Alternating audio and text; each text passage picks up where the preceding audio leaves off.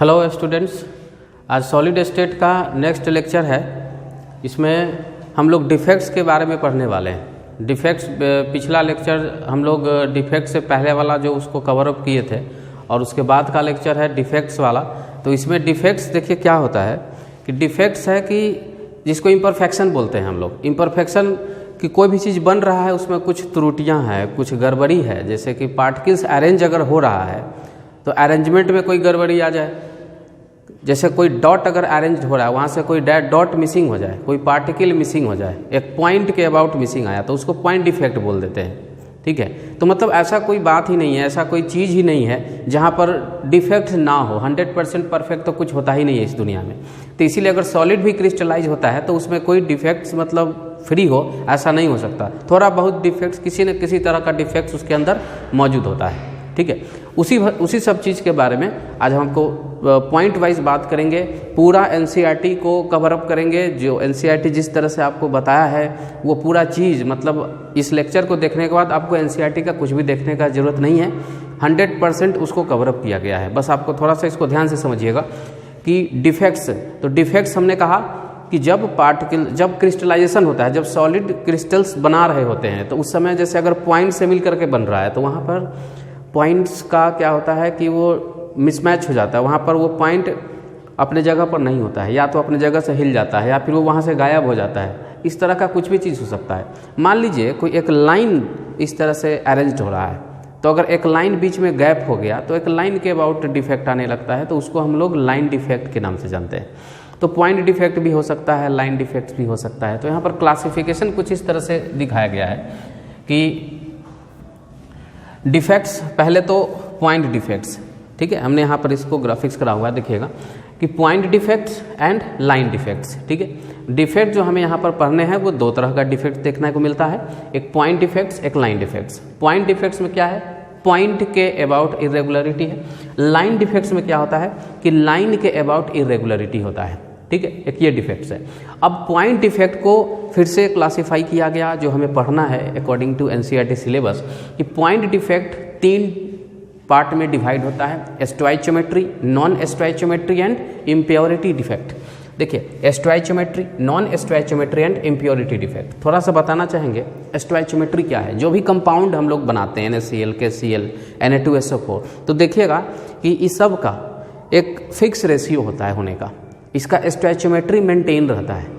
ठीक है, आप लॉ ऑफ कांस्टेंट कॉम्पोजिशन आपने देखा होगा, बस उसको ये फॉलो करता है। स्टोइचियोमेट्री मतलब कि उसका जो कॉम्पोजिशन है वो बिल्कुल फिक्स है, जो जिस रेशियो में होना चाहिए वो है। तो इसी को बोलते हैं कि इसका स्टोइचियोमेट्री डिस्टर्ब नहीं होता है। तो उसका ऐसा डिफेक्ट होता है, इस तरह से मिसिंग रहता है कि उसका स्टोइचियोमेट्री कोई डिस्टर्ब नहीं होता है। मॉलिक्यूलर फार्मूला में किसी तरह का कोई चेंजिंग नहीं आता है, जैसे पहले भी था बाद में भी उसी तरह से, डिफेक्ट के बाद भी वैसे ही रहेगा। तो इसीलिए ये स्टोइचियोमेट्री डिफेक्ट आता है। इसमें भी इसके कई टाइप है जो हम आगे फिर बात करेंगे। नॉन स्टोइचियोमेट्री डिफेक्ट, इसमें इस तरह से डिफेक्ट आने लगता है कि इसका मॉलिक्यूलर फार्मूला चेंज कर जाता है। ठीक है, अब मान लीजिए जिंक ऑक्साइड है तो वो जिंक ऑक्साइड ना होकर के जिंक 1+XO आने लगता है इस तरह से। तो इसका मॉलिक्यूलर फार्मूला में कुछ चेंजिंग देखने को मिलता है, तो ये हो जाता है non stoichiometry defect. Impurity defect नाम से स्पष्ट है। इम्प्योरिटी डिफेक्ट मतलब कुछ जिस चीज़ का क्रिस्टलाइजेशन था उसको छोड़ करके कोई और दूसरा क्रिस्टल्स के पार्टिकल्स आकर के उसमें बैठ गए हैं, कुछ इम्प्योरिटी उसमें आ गया है। इसके कारण जो डिफेक्ट क्रिएट होता है उसके अंदर, उसको बोलते हैं इम्प्योरिटी डिफेक्ट।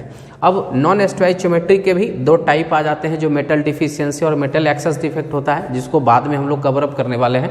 और यहाँ पर स्टोइचियोमेट्री डिफेक्ट को यहाँ पर 2 तरह से डिवाइड किया गया है, एक मॉलिक्यूलर सॉलिड में और एक आयोनिक सॉलिड में। मॉलिक्यूलर सॉलिड में जो डिफेक्ट्स आता है वो आता है interstitial defect and vacancy defect. और अगर यही डिफेक्ट, इसी टाइप का मॉड्यूल जो है वो अगर आयोनिक सॉलिड में आता है तो वहाँ पर फ्रैंकल डिफेक्ट और शॉर्टकी डिफेक्ट आपको देखने को मिलेगा। Frenkel defect and Schottky defect ionic solid में आएगा, और interstitial defect and vacancy defect किस में आएगा? मॉलिक्यूलर सॉलिड में आ जाएगा। तो अब हम लोग शुरू करते हैं। वैसे ओवरऑल जो है मेन 4 तरह का डिफेक्ट्स आपको दिख रहा होगा, इंटरस्टिशियल डिफेक्ट और वैकेंसी डिफेक्ट, और इधर दिख रहा होगा Frenkel defect and Schottky defect. ठीक है, अब चारों डिफेक्ट्स को हम लोग थोड़ा डिटेल में एनालिसिस करते हैं। सबसे पहले देखते हैं इंटरस्टिशियल डिफेक्ट। देखिए, इंटरस्टिशियल डिफेक्ट क्या है कि इस डिफेक्ट में कुछ extra particles extra particles interstitial positions पर आकर के ऑक्युपाई कर जाते हैं। अब इंटरस्टिशियल पोजीशंस क्या होता है आपको समझाते हैं। देखिए इंटरस्टिशियल पोजीशन यहाँ पर देखिए, ये 4 एटम के बीच में, 4 पार्टिकल के बीच में जो यहाँ पर जगह बचा हुआ है, इसी पोजीशन को कहते हैं इंटरस्टिशियल पोजीशन। अब कोई पार्टिकल्स आप देखिए, यहाँ पर एक रेड बॉल से यहाँ हमने आपको समझाने का कोशिश किया है कि अरेंजमेंट है, ठीक है, यहाँ पर अरेंज्ड हो रहा था, लेकिन इसके बावजूद भी क्या हुआ कि कुछ एक्स्ट्रा पार्टिकल्स आकर के इसके इंटरस्टिशियल साइड पर, जैसे कि यहाँ जो ग्रीन बल्ब दिख रहा है, ये सब क्या है, एक्स्ट्रा पार्टिकल आकर के उसको ऑक्युपाई कर लिया है, तो ये कहलाता है इंटरस्टिशियल डिफेक्ट। अच्छा, इसके होने से क्या हो जाएगा कि एक फिजिकल प्रॉपर्टी में चेंजिंग आता है, उसका नाम है डेंसिटी। क्यों? क्योंकि पहले ये ग्रीन पार्टिकल्स नहीं था, तो वो ब्लू पार्टिकल्स नहीं था, तो उसका मास नहीं था, लेकिन अब क्या हुआ, इसके आ जाने से इसके मास में इंक्रीजमेंट हो जाएगा, इंक्रीमेंट हुआ। अब मास जब बढ़ेगा तो डेंसिटी भी बढ़ जाएगा, तो फिजिकल प्रॉपर्टी इसका एक डेंसिटी वाला है वो इंक्रीज कर जाता है। तो बोलते हैं कि इंटरस्टिशियल डिफेक्ट में जो इसका फिजिकल प्रॉपर्टी है वो क्या है, डेंसिटी वाला फिजिकल प्रॉपर्टी इंक्रीज करता है, density increases in this system. इस तरह के डिफेक्ट में डेंसिटी बढ़ जाता है। अब आ जाते हैं वैकेंसी डिफेक्ट। देखिए वैकेंसी डिफेक्ट में क्या होता है, नाम से स्पष्ट है, वैकेंसी मतलब कि खाली होना, मतलब कुछ पार्टिकल जो अपने जगह पर था वहाँ नहीं है, वो मिसिंग हो गया, ठीक है, पार्टिकल्स अपने जगह पर नहीं है, वो वहाँ से मिसिंग हो गया है, दे डिस्प्लेस फ्रॉम देयर पोजीशन, तो इसी को हम लोग कहते हैं वैकेंसी डिफेक्ट। वो उसमें है भी नहीं। अब होता क्या है कि जब पार्टिकल्स उसमें से कहीं गायब हो जाएगा तो उस सिस्टम का मास डिक्रीज कर जाएगा, और जब सिस्टम का मास जब डिक्रीज करेगा तो उसका डेंसिटी पर प्रभाव पड़ेगा, इफेक्ट आएगा, तो इसीलिए डेंसिटी डिक्रीज करता है इस केस में। इसलिए कहते हैं कि वैकेंसी डिफेक्ट्स में डेंसिटी क्या करता है, डिक्रीज कर जाता है। अब कैसे मिसिंग होता है इसमें देखिएगा, जैसे देखिए ये पूरा अरेंजमेंट बन रखा है और बीच से यहाँ से एक पार्टिकल्स मिसिंग है, ठीक है, गायब है, तो ये जो पार्टिकल यहाँ से मिसिंग हुआ है इसका मास खत्म हो गया, जिसके कारण डेंसिटी कम हो जाएगा। तो बस ध्यान रखना है कि इस तरह के डिफेक्ट में, वैकेंसी डिफेक्ट में जो फिजिकल प्रॉपर्टी है डेंसिटी वो डिक्रीज करता है, इंटरस्टिशियल में डेंसिटी इंक्रीज करता है और वैकेंसी डिफेक्ट में डेंसिटी डिक्रीज करता है। और इस तरह से पिक्चर से आप इसको समझ सकते हैं। अब आ जाते हैं, तो ये जो दोनों डिफेक्ट था वो मॉलिक्यूलर सॉलिड के अंदर पाए जाते हैं और देखने को मिलता है। अब देखते हैं आयोनिक कंपाउंड में जो डिफेक्ट आता है वो 2 तरह का अभी हमने देखा था क्लासिफिकेशन में, Frenkel and Schottky defect. Frenkel defect सबसे पहले हम लोग देखते हैं। फ्रैंकल डिफेक्ट में क्या होता है कि केटायन और एनायन जो भी हो वो अपने जगह से थोड़ा सा डिस्प्लेस हो जाता है, अपने जगह से डिस्प्लेस हो जाएगा, वो कहीं बाहर नहीं जाता रहता, उसी सिस्टम में है, ठीक है, लेकिन वो अपने एक प्रॉपर जगह पर जहाँ होना चाहिए था वहाँ पर नहीं होकर के कोई इंटरस्टिशियल पोजीशन को ऑक्युपाई करना शुरू कर देता है, अपना जगह छोड़ के कोई दूसरा जगह पर चला जाता है। इस तरह का डिफेक्ट देखने को मिलता है फ्रैंकल डिफेक्ट में। अब अगर हम इसके डेंसिटी की बात करें तो डेंसिटी तो इसका तो मास कोई चेंज हुआ नहीं, अगर इसमें से कोई चीज़ गायब तो हो नहीं रहा, अगर होता तो फिर उसका मास कम होता और डेंसिटी भी उसका कम हो जाता, लेकिन यहाँ पर चीज़ें डिस्प्लेस हो रही हैं, उसी में है, अलग कहीं नहीं गया है, मास सेम है, इसलिए डेंसिटी भी इसका सेम रहेगा। तो फ्रैंकल डिफेक्ट में डेंसिटी सेम रहता है, ठीक है। थोड़ा सा पिक्चर यहाँ पर हम देखते हैं, यहाँ पर जो चीज़ होना चाहिए था, जैसे अभी आप देखिए एक केटायन एनायन का एक अरेंजमेंट हम आपको बता रहे हैं, A+B- A+B- इस तरह से है। अब यहाँ देखिए जो A+ यहाँ होना चाहिए था वो यहाँ से अपना जगह थोड़ा सा बदल लिया है, अपना डिस्प्लेस हो गया है। इसको हम एक और भी नाम से जानते हैं, फ्रैंकल डिफेक्ट को डिसलोकेशन डिफेक्ट के नाम से जानते हैं, ठीक है। क्या देखते हैं इसको, डिसलोकेशन डिफेक्ट के नाम से जानते हैं। तो फ्रैंकल डिफेक्ट का दूसरा नाम डिसलोकेशन डिफेक्ट भी है, और इसमें डेंसिटी सेम रहता है, डेंसिटी में किसी तरह का कोई चेंजिंग नहीं आता है। एक चीज़ में ध्यान क्या देना है कि ऐसे आयनिक सब्सटेंस जिसके जो केटायन और एनायन का जो साइज होता है उसके बीच में काफ़ी डिफरेंस होता है, केटायन और एनायन के जो साइज होते हैं उसमें काफ़ी डिफरेंस मिलता है। तो ऐसे आयनिक कंपाउंड जिसके केटायन और एनायन के साइज में ज़्यादा डिफरेंस होते हैं, इस तरह के आयनिक कंपाउंड फ्रैंकल डिफेक्ट दिखाते हैं। एज फॉर एग्जांपल अगर हम बात करें सोडियम जिंक सल्फाइड का, तो जिंक और सल्फर में थोड़ा ज़्यादा डिफरेंस होता है, AgCl, AgBr, ठीक है।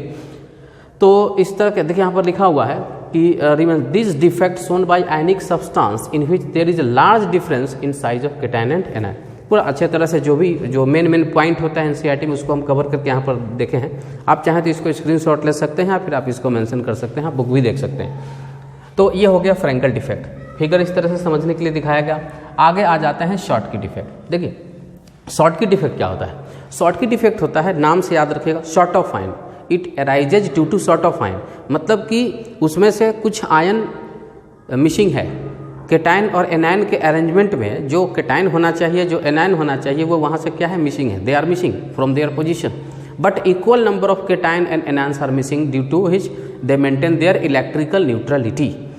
ऐसा अगर एक केटाइन मिसिंग होता है तो एक एनायन भी मिसिंग हो जाएगा, ठीक है। इससे क्या होता है कि उसका जो एक इलेक्ट्रिकल न्यूट्रलिटी है वो मेंटेन हो जाता है, total charge of cation and anion क्या रहता है, इक्वल रहता है, इसी को कहते हैं इलेक्ट्रिकली न्यूट्रल।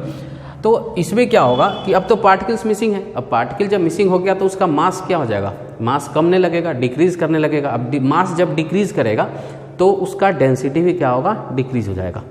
तो मतलब कि फ्रैंकल डिफेक्ट में तो डेंसिटी सेम था, उसमें कोई चेंजिंग नहीं हुआ था, लेकिन शॉर्टकी डिफेक्ट में due to shortage of ions, decrement in mass, या इसका जो डेंसिटी होता है फिजिकल प्रॉपर्टी वो क्या कर जाता है, डिक्रीज कर जाता है। और यह किस तरह के आयनिक कंपाउंड से बनता है, तो ऐसे आयनिक कंपाउंड जिसके केटाइन और एनायन के साइज में लार्ज डिफरेंस होता है, बड़ा सा एक गैप होता है, तो इस तरह के सॉलिड्स क्या हैं, फ्रैंकल डिफेक्ट मतलब शो करते हैं, शॉर्टकी डिफेक्ट शो करते हैं, ठीक है। फ्रैंकल डिफेक्ट को अभी इसमें क्या होगा, शॉर्टकी में क्या हो जाएगा कि सिमिलर साइज होना चाहिए। फ्रैंकल में क्या था कि लार्ज डिफरेंस था, अभी ये शॉर्टकी यहाँ पर है, सॉरी, तो शॉर्टकी है तो इसमें केटाइन और एनायन का जो साइज होगा वो क्या होगा, ऑलमोस्ट सिमिलर हो जाएगा, ठीक। जैसे कि यहाँ पर NaCl, KCl, CaCl, AgBr। आगे हम आपको बताएंगे कि एक क्वेश्चन पूछा जा चुका है कि किस तरह के आयनिक कंपाउंड दोनों डिफेक्ट शो करते हैं, फ्रैंकल भी करते हैं और शॉर्टकी भी करते हैं, तो इसका आंसर होगा सिल्वर ब्रोमाइड, AgBr। AgBr क्या करता है, फ्रैंकल डिफेक्ट भी शो करता है और शॉर्टकी डिफेक्ट भी शो करता है। यहाँ पर फिगर हम लोग थोड़ा सा देखें कि अगर ये Na+ और Cl- जो ये ग्रीन कलर का है, ब्लू कलर का है इसको Cl- मानते हैं, और ये जो येलो कलर का है इसको हम Na+ मानते हैं, तो Na+ और Cl- का एक जो अरेंजमेंट है उसमें यहाँ पर देखा जाए कि यहाँ से Na+ मिसिंग हो गया और यहाँ से Cl- मिसिंग हो गया। तो इस तरह से क्या हुआ कि एक केटाइन अगर गायब होता है तो एक एनायन गायब हो जा रहा है। तो इस तरह के जो डिफेक्ट्स पाए जाते हैं इसी को हम लोग क्या बोलते हैं, शॉर्टकी डिफेक्ट बोलते हैं। तो एक बार आप लोग इसको रिकैप कर लें। वैकेंसी डिफेक्ट, वहाँ पर वैकेंट स्पेस आ गया था, डेंसिटी डिक्रीज कर गया था। इंटरस्टिशियल डिफेक्ट, उसमें क्या था कि एक्स्ट्रा पार्टिकल्स अपने इंटरस्टिशियल पोजीशन को ऑक्युपाई किया था, मास बढ़ा, डेंसिटी बढ़ रहा था उसमें। हमने फ्रैंकल डिफेक्ट देखा, उसमें डेंसिटी में कोई चेंजिंग नहीं है क्योंकि केटाइन एनायन उसी में होते हैं, लेकिन अपना जगह थोड़ा सा बदल लेते हैं जिसकी वजह से वो डिफेक्ट्स क्रिएट होता है। और वो डिफेक्ट्स के लिए केटाइन और एनायन के साइज डिफरेंस ज़्यादा होते हैं। जबकि शॉर्टकी डिफेक्ट में क्या होता है, शॉर्टेज ऑफ आयन होता है, आयन केटाइन और एनायन अपने जगह से गायब हो जाते हैं, सिस्टम में नहीं होते हैं, मास कम जाता है, जिसके कारण जो फिजिकल प्रॉपर्टी है, डेंसिटी, ये क्या हो जाता है, डिक्रीज कर जाता है। और शॉर्टकी डिफेक्ट किस तरह के आयनिक कंपाउंड में क्रिएट होता है, जिसमें केटाइन और एनायन का साइज डिफरेंस ऑलमोस्ट सिमिलर होता है, बहुत ज़्यादा डिफरेंस नहीं होता है, ठीक है। तो ये था डिफेक्ट्स। चलिए नेक्स्ट आ जाते हैं नॉन स्टोइचियोमेट्री डिफेक्ट। तो अब तक आप जितना भी देखें, vacancy defect, interstitial defect, Frenkel defect और शॉर्टकी डिफेक्ट, ये चारों डिफेक्ट जो दो था आयोनिक के और दो था मॉलिकुलर के, ये हो गया स्टोइचियोमेट्री डिफेक्ट। और अब हम लोग पढ़ने जा रहे हैं non stoichiometry defect. Non stoichiometry defect में क्या होता है कि उसमें उसका जो मॉलिकुलर फार्मूला है वो ज़रा सा बदल जाता है, उसमें या तो एक्स्ट्रा केटाइन आने लगता है या फिर उसमें मेटल का संख्या कम हो जाता है। तो नॉन स्टोइचियोमेट्री में इसका जो स्टोइचियोमेट्रिक रेशियो है, जो कंपाउंड का जो फार्मूला है वो सेम नहीं रह पाता है, डिफेक्ट के कारण उसका मॉलिकुलर फार्मूला बदलने लगता है। इसमें दो तरह के डिफेक्ट होते हैं नॉन स्टोइचियोमेट्री में, एक मेटल एक्सेस और एक मेटल डिफिशियंसी, मेटल डिफिसिट और एक मेटल एक्सेस। एक क्या होगा जिसमें एक्सेस ऑफ मेटल आने लगता है, जिसकी वजह से उसका मॉलिकुलर फार्मूला डिस्टर्ब हो जाता है, इसको बोलते हैं कि स्टोइचियोमेट्री डिस्टर्ब हो गया, ठीक है। और एक क्या होता है कि मेटल डिफिशियंसी आने लगता है, मतलब मेटल जो होना चाहिए वो नहीं होता है। चलिए एक एक करके सबको डिस्कस करते हैं। सबसे पहले देख लेते हैं हम लोग metal excess defect. Metal excess defect, देखिए मेटल एक्सेस डिफेक्ट दो तरह से आप क्रिएट कर सकते हैं, या तो आप एक्स्ट्रा केटाइन ले आइए और नहीं तो एनायन को वैकेंट कर दीजिए। मान लीजिए 10 केटाइन और 10 एनायन है, उसमें से एक एनायन को खाली हटा दीजिए किसी तरह से, तो ऑटोमेटिकली एनायन का कम हो गया संख्या और केटायन ज़्यादा हो गया। तो इस तरह से मेटल, अब केटायन तो कोई मेटल ही होगा ना, तो मेटल एक्सेस हो जाएगा। तो एनायनिक वैकेंसी करा करके और मेटल एक्सेस डिफेक्ट क्रिएट कराया जा सकता है। एक तो ये होता है मेटल एक्सेस करवाने के लिए। दूसरा तरीका है कि आप अगर उसको हीट करते हैं तो उसके जो गैसेस पार्ट है बाहर हो जाते हैं और केटायन उसमें रह जाते हैं। तो देखिए दोनों तरह की बात हम कर लेते हैं। सबसे पहले मेटल एक्सेस डिफेक्ट में हम आ जाते हैं कि पहले तो ये इसमें लिखा है हमने कि ये दो तरह से होता है, एक एनायनिक वैकेंसी से और extra cation on interstitial positions occupy करने के वजह से। या तो आप एनायन को खाली कीजिए या नहीं तो एक्स्ट्रा मेटल को साइड पर रखिए। सबसे पहले देखते हैं कि metal excess defect due to anionic vacancy. Anionic vacancy कैसे होगा कि मान लीजिए सोडियम क्लोराइड है, ठीक है, सरफेस से आप क्या करें ना, उस पर सोडियम वेपर पास कराएं, तो जो सोडियम एटम होगा अपना इलेक्ट्रॉन उसके सरफेस पर डिफ्यूज़ करेगा। जो सोडियम है आप जानते हैं ना, मेटल इलेक्ट्रॉन रिलीज करता है। मेटल का ये सबसे बड़ा प्रॉपर्टी है कि वो इलेक्ट्रॉन को क्या करता है, रिलीज करता है। अब मेटल सोडियम अपना इलेक्ट्रॉन रिलीज करेगा, डिफ्यूज करेगा सरफेस पर, तो सोडियम बन जाएगा सोडियम आयन। अब वो सोडियम आयन क्या करेगा, जो सिस्टम से Cl- है वो उसको उठा लेगा और ये Na+ Cl- दोनों कंबाइंड हो जाएगा और ये यहाँ से निकल लेगा। अब हुआ क्या कि वहाँ पर जो एनायन निकला तो वहाँ पर एक खाली जगह हुआ, वैकेंट स्पेस हुआ। अब उसी वैकेंट स्पेस में जो सोडियम द्वारा जो इलेक्ट्रॉन डिफ्यूज किया गया था सरफेस पर सॉरी, तो वो इलेक्ट्रॉन क्या होगा, उस वैकेंट स्पेस में होल में जाकर के फंस जाएगा, ट्रैप हो जाएगा, जिसको हम ट्रैप्ड इलेक्ट्रॉन बोलते हैं या फिर उसी को हम लोग एपिसेंटर कहते हैं। देखिए फिगर से इसको हम लोग देखते हैं यहाँ पर, ये देखिए Na+ Cl- का ये पूरा डिज़ाइन किया गया है और इसमें Na+ और Cl- अपने जगह पर अरेंज्ड है। अब हम इस पर से पास करा दिए क्या, सोडियम वेपर। अब सोडियम वेपर पास कराया, सोडियम ने अपना इलेक्ट्रॉन डिफ्यूज़ किया और यहाँ जो Cl- था वो Cl- Na+ के साथ निकल के चला गया और जो सोडियम का जो इलेक्ट्रॉन था वो इस गड्ढे में आके फंस गया। इसी को हम लोग कहते हैं एपिसेंटर। अच्छा, इससे क्या होता है, इसका फ़र्क क्या है कि ये इलेक्ट्रॉन, इसी को हम लोग एपिसेंटर नाम दे रहे हैं, ये इलेक्ट्रॉन एक्साइटेशन और डी एक्साइटेशन करता है। जब इस पर कोई हीट, टेम्परेचर, लाइट ऐसा कुछ देते हैं तो ये क्या करता है, एनर्जी एब्जॉर्ब करके और ये एक्साइटेड हो जाता है। जब डी एक्साइटेड होता है ना, ऊपर से नीचे आता है, जब मतलब हाई ऑर्बिट से लो ऑर्बिट में जब आता है तो ये एनर्जी रिलीज करता है जो विजुअल रीजन में आता है, तो कुछ ना कुछ कलर शो करेगा। तो due to epicentre crystal show some colour. जैसे सोडियम क्लोराइड की बात करें तो ये येलो कलर इम्पार्ट करता है। अगर पोटेशियम क्लोराइड का अगर यहाँ क्रिस्टल्स होता तो वहाँ पर ये वायलेट कलर दिखाता, आपको शो करता। अलग अलग तरह के सॉलिड्स अलग अलग तरह के कलर शो करते हैं और उसका रीजन क्या है, ड्यू टू दिस इलेक्ट्रॉन। इसी इलेक्ट्रॉन के वजह से जो सॉलिड है वो क्या करता है, कलर शो करता है, ठीक है, एपिसेंटर की वजह से। अब आगे बढ़ें, एक है मेटल एक्सेस। अच्छा, अभी तो वहाँ पर आप ध्यान दीजिएगा, अभी फिर से हम आते हैं यहाँ पर। मेटल एक्सेस हुआ कि नहीं हुआ, एनायन पार्ट तो चला गया, लेकिन मेटल में किसी तरह का कोई चेंजिंग है, बिल्कुल है, क्योंकि यहाँ पर एनायन कम हो गया ना। मेटल जितना पहले था उतना है, लेकिन जो एनायनिक पार्ट है वो तो कम हो गया। तो अगर रेशियो देखा जाए तो मेटल का अमाउंट ज़्यादा हुआ और नॉन मेटल कम हो गया, ठीक है। तो एक ये तरीका है मेटल एक्सेस डिफेक्ट क्रिएट करवाने का, ठीक है। अब मेटल एक्सेस डिफेक्ट क्रिएट करवाने का एक और तरीका है कि आप क्या कीजिए, उसको हीट कीजिए। क्या करें, आप उसको हीट कीजिए। अब मान लीजिए कि जिंक ऑक्साइड आपके पास है, एनसीईआरटी ने इस एग्जाम्पल को लिया है जो कि बहुत ही बेस्ट है। जिंक ऑक्साइड को आप हीट कीजिए। जब हम जिंक ऑक्साइड को हीट करेंगे तो जिंक आयन इस तरह से डिफ्यूज होगा और ऑक्सीजन गैस बाहर निकल जाएगा। अब जिंक तो गैस बनेगा नहीं कि बाहर निकलेगा, लेकिन ऑक्सीजन गैस बन के बाहर निकल जाएगा। तो वो जो जिंक है वो उसके क्रिस्टल के सरफेस को ऑक्युपाई करेगा, ठीक है। वो जाके कहीं ना कहीं इंटरस्टिशियल पोजीशंस या कहीं भी जगह मिलेगा वहाँ पर जा करके बैठ जाएगा। तो क्या हुआ, वहाँ पर जिंक था मेटल, ऑक्सीजन था नॉन मेटल, ऑक्सीजन गैस बन के निकल गया लेकिन जिंक उसी में रह गया। तो मेटल इस केस में भी क्या हो गया, एक्सेस हो गया। अब यहाँ पर अगर जिंक ऑक्साइड ZnO था तो अब समझिए कि जिंक एक बढ़ गया, एक ऑक्सीजन घट गया, वो तो गैस बन के निकला। तो क्या फॉर्मूला हो जाएगा, पहले जिंक और ऑक्सीजन बराबर बराबर था तो ZnO लिखते थे, लेकिन अब तो जिंक 1 + X, क्योंकि एक बढ़ गया ना। मान लीजिए X जिंक हुआ करता था तो ZnXOX, तो हम लोग ZnO बोलते थे। अब मान लीजिए कि अब एक बढ़ गया जिंक तो Zn 1 + X हो जाएगा। तो इसलिए उसका मॉलिक्यूलर फार्मूला क्या करता है, चेंज कर जाता है, इसलिए ये नॉन स्टोइचियोमेट्रिक डिफेक्ट में आता है, ठीक है। अब यहाँ पर देखिए जैसे मान लीजिए कि अगर जिंक कोई A+B- करके हम कुछ लेते हैं यहाँ पर, तो A+B- A+B- इस तरह से है। अब हुआ क्या कि अगर मान लीजिए आप इसको हीट किए, तो हीट करने पर जो A+ है वो उसमें से निकल गया और उसके साथ जो ऑक्सीजन था वो गैस बन के निकला।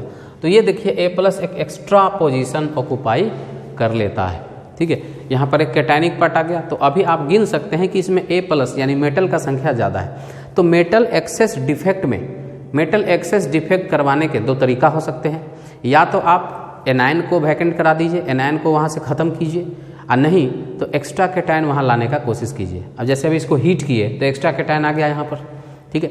तो इस तरह से मेटल एक्सेस डिफेक्ट कराया जा सकता है। तो metal excess defect due to cationic vacancy and metal excess defect anionic vacancy and metal excess defect due to extra cation on interstitial position. तो ये था। चलिए डिफेक्ट में आगे बढ़ जाते हैं। अभी तक हम लोग पढ़े थे मेटल एक्सेस डिफेक्ट। अब आ जाते हैं नॉन स्टोइचियोमेट्री डिफेक्ट का दूसरा टाइप है मेटल डिफिशियंसी डिफेक्ट, ठीक है। तो मेटल डिफिशियंसी डिफेक्ट मतलब अब क्या होगा, अब मेटल एक्सेस नहीं होगा, अब मेटल कम हो जाएगा, ठीक है। अच्छा, मेटल कम क्यों हो जाता है, अगर हम थोड़ा सा इसको समझने का कोशिश करें तो यहाँ पर NCERT ने एग्जाम्पल लिया है आयरन ऑक्साइड का, ठीक है। Iron oxide FeO। क्या आपको पता है आयरन ऑक्साइड मतलब जो FeO होता है, आयरन के वेरिएबल वैलेंसी होता है। यहाँ पर थोड़ा सा हम लिखते हैं, जैसे आयरन के दो तरह के वैलेंसी होते हैं, एक होता है Fe2+ और एक होता है Fe3+। Fe2+ को हम लोग फेरस बोलते हैं, Fe3+ को फेरिक बोलते हैं, ठीक है। और दोनों के कंबाइंड फॉर्म में Fe एग्जिस्ट करता है। अब होगा यूँ कि मान लीजिए कि कहीं पर Fe2+ और O2- मिल करके कोई क्रिस्टल का फॉर्मेशन कर रहा है। अब क्या हुआ कि किसी वजह से किसी एक जगह से Fe2+ गायब हो गया, वहाँ पर Fe3+ आ गया। तो चार्ज तो मेंटेन करना पड़ेगा। चार्ज मेंटेन करने के चक्कर में अगर आप कहीं से अगर Fe3+ ले आते, मान लीजिए इसके अमाउंट बढ़ गया, तब तो क्या करेगा कि एक पोजीशन Fe2+ को वहाँ से खाली करना पड़ेगा। तो वहाँ पर ना कैटायन का अमाउंट कम हो जाता है इलेक्ट्रिकल न्यूट्रलिटी मेंटेन करने के चक्कर में, ठीक है। अब वो चूंकि Fe तो एक ही में है नहीं, 2+ और 3+ दोनों में है, तो एक या तो इसमें इसका कुछ परसेंटेज होगा, Fe2+ का परसेंटेज होगा, इसका मान लीजिए X% है तो इसका Y% होगा, और दोनों X+Y मिल करके 100% यहाँ पर ये शो करता है। तो इसी में क्या होता है कि कम बेसी होते रहता है, कभी ये बढ़ जाएगा तो ये घट जाएगा।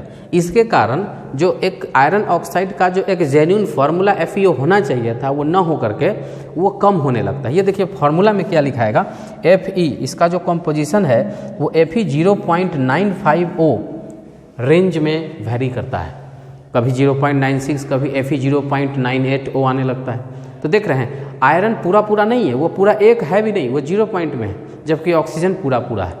तो इसलिए यहाँ पर मेटल के डिफिशियंसी क्रिएट हो जाते हैं। मेटल प्रॉपर अमाउंट में यहाँ पर नहीं होता है, और आपको समझ में आ गया होगा कि जिसके भी वेरिएबल वैलेंसी होते हैं उसी के केस में ये चीज़ एग्जिस्ट करेगा। तो अब जैसे यहाँ देखिए यहाँ पर A2+ है, हमने एक अरेंजमेंट को लिया है A2+। तो A2+, अब यहाँ से देखिए एक A+ को गायब होना पड़ा, क्यों? क्योंकि सब जगह 1+ है और इसने 2+ रखा है, मतलब ये अकेला इसके बराबर है, यहाँ और यहाँ को मिला करके, और तब A2+ आया। तो यहाँ जो मेटल था वो तो क्या हो जाएगा, कम हो जाएगा ना। तो ये पॉइंट तो खाली हो गया, लेकिन निगेटिव पार्ट जो नॉन मेटल है वो अपना मेंटेन रखे हुआ है। यहाँ पर अमाउंट किसका घटा है, मेटल का। तो ये किसका एग्जाम्पल हुआ, मेटल डिफिशियंसी डिफेक्ट। बस इतना ही समझना है। और उसके बाद एक होता है इम्प्योरिटी डिफेक्ट, ठीक है। इम्प्योरिटी डिफेक्ट में क्या होता है कि उसमें एक्स्ट्रा पार्ट, उसमें ये लगभग सिमिलर आपको नजर आएगा, ये आपको इसमें सिमिलर नजर आएगा इम्प्योरिटी डिफेक्ट में भी, इसमें और इम्प्योरिटी। उसमें क्या होता है कि NaCl में अगर मान लीजिए SrCl2 डॉप कर दिए तो एक Sr2+ आने पर एक सोडियम आयन को खाली कर देता है, ठीक है। तो इससे क्या होता है, कुछ एक्स्ट्रा पार्ट उसमें आने लगता है, तो वही इम्प्योरिटी डिफेक्ट होता है। तो उसका खास कोई एप्लीकेशन या फिर ऐसा कोई एग्जांपल्स भी आपको नहीं मिलेगा, बस NaCl SrCl2 का एग्जांपल उसमें देखने को मिलता है, ठीक है। तो जो डिफेक्ट्स हमने आज डिस्कस करे हैं इसको आप बार बार देखिए, दोबारा देखिए, और पूरा देखने के बाद क्वेश्चंस बाद में चलेगा इस पर, आप देखिएगा MCQs जो भी क्वेश्चन पूछे गए हैं वो सब चलेगा। तो ये कोई बहुत टफ चीज़ नहीं है, बहुत ही सिंपल सा चीज़ है। बस आपको पॉइंट वाइज ध्यान में रखना है कि क्या क्या आज आपने पढ़ा है। डिफेक्ट्स पढ़े हैं, डिफेक्ट्स क्या होते हैं, point defect, line defect, line defect हमें पढ़ना नहीं है, पॉइंट डिफेक्ट पढ़ना है। पॉइंट डिफेक्ट तीन तरह का होता है, stoichiometry, non stoichiometry and impurity defect. Stoichiometry defect 3 तरह का हो गया। इसमें आ जाएगा मॉलिक्यूलर और आयोनिक सॉलिड। मॉलिक्यूलर में आ जाएगा वैकेंसी और इंटरस्टिशियल, और आयनिक में आ जाएगा फ्रैंकल एंड शॉर्ट की डिफेक्ट। उसी तरह से नॉन स्टोइचियोमेट्रिक डिफेक्ट में 2 तरह से, एक metal excess defect, metal deficiency defect. अब फ्रैंकल वैकेंसी डिफेक्ट क्या था, जहाँ पर पार्टिकल्स खाली हो जाते हैं, अपने जगह से गायब हो जाते हैं, जिसके कारण डेंसिटी कम होने लगता है उसमें, ठीक है। और इंटरस्टिशियल डिफेक्ट में क्या था कि वहाँ पर एक्स्ट्रा पार्टिकल्स उसमें आने लगता है इंटरस्टिशियल पोजीशन पर, जिसके वजह से उसका मास इंक्रीज करता है और उसका डेंसिटी बढ़ जाता है। यही डिफेक्ट अगर हम आयनिक में चले जाएं तो वहाँ पर इसका नाम बदल के फ्रैंकल और शॉर्ट की डिफेक्ट हो जाता है। फ्रैंकल डिफेक्ट में क्या होता है कि उसमें जो केटायन एनायन होते हैं वो अपने जगह से डिस्प्लेस हो जाते हैं, जाते कहीं नहीं है, डिस्प्लेस हो जाते हैं। यहाँ पर केटायन एनायन का साइज जो होता है बड़ा ज़्यादा डिफरेंस रहता है, तब जाकर फ्रैंकल डिफेक्ट क्रिएट होता है, ठीक है। इसमें डेंसिटी रिमेन सेम। उसके बाद शॉर्ट की डिफेक्ट में क्या हो गया कि शॉर्ट ऑफ आयन की वजह से, मतलब जो केटायन एनायन जितना होना चाहिए था वो नहीं है, मतलब वो अपने जगह से गायब हो गया है, तो मास कम हो जाएगा, इसलिए उसका डेंसिटी कम हो जाता है। और ये डिफेक्ट्स जो है ऑलमोस्ट सिमिलर साइज होता है केटायन और एनायन का, उसमें इस तरह का डिफेक्ट क्रिएट होता है। उसके बाद हम लोग नॉन स्टोइचियोमेट्री में देखें मेटल एक्सेस डिफेक्ट, कि मेटल को एक्सेस करा देते हैं 2 तरीका से, एक एनायनिक वैकेंसी करा करके और एक extra metal on their sides ला करके। उसी तरह से मेटल डिफिशियंसी डिफेक्ट हो जाता है कि उसमें कोई वेरिएबल वैलेंसी वाला चीज़ों को अगर हम ले आते हैं तो वहाँ से वो मैनेज नहीं हो पाता है और उसका मेटल का अमाउंट कम होने लगता है, इसलिए मेटल डिफिशियंसी डिफेक्ट क्रिएट होता है।